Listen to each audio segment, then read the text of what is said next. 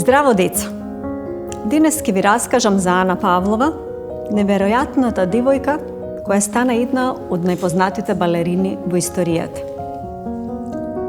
Дента на Божик врнеше снег. Кога запре една санка пред нашата скромна куќа, ги отворив широм очите. Мама ми рече насмејана: "Ти ветив подарок. Вечерва ќе ја видиш земјата на самовилите." Метежот и уличните светилки беа едно ново шоу за мене. Имав 8 години и никогаш немав отидено во центарот на градот, а камоли во театар.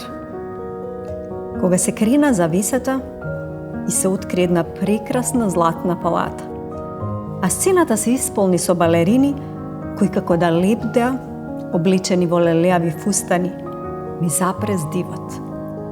Заспаната убавица, мојата омилена бајка, беше таму токму пред мене. Го гледав секој детал воодушевена. Бев толку занесена што не ја слушнав мајка ми кога ме праша: "Би сакала и ти да танцуваш со нив?" "Не. Сакам да танцувам сама, како онаа мила принцеза." Ја одговорив и покажав кон главната балерина. Таа вечер открив дека самовилите навистина постојат. Решив дека сакам да станам една од нив, по секоја цена.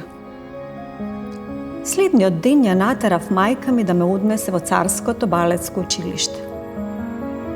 8 долги години живеев во училиштето и посветено учев. Моите учители веќе зборуваа за мене.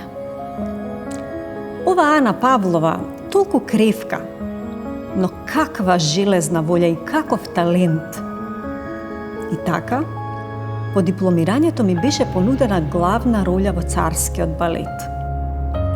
Со Мишел Фокин, кој беше надежен кореограф, бевме добри пријатели. Еден ден, додека се шетавме покрај едно езеро, неколку лебеди ни придоа, барејќи храна од нас.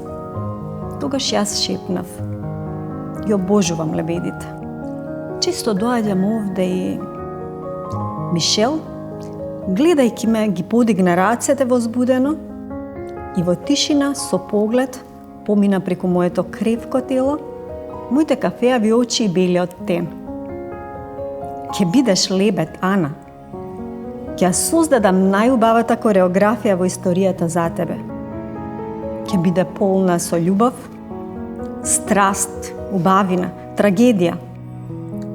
Веќе можам да те замислам, невин и величествен лебед, облечен во бело, а во заднината сино небо на кое наскоро ќе падне ноќта. Ќе биде легендарно, ќе видиш." Работев најнапорно што можев, вежбајќи ден и ноќ.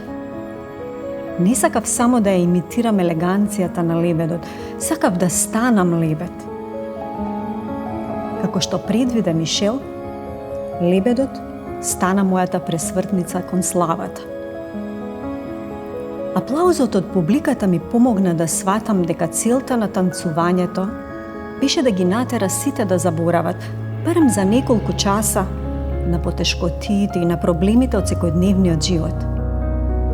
Се сеќавам на магијата на таа прва вечер во театарот. Бев сиромашна и немав татко, а самовилите ме спасија со нивната убавина.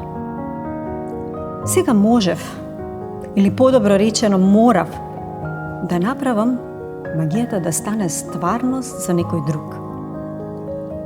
Токму затоа како прима балерина со години патував на турнеи низ целиот свет.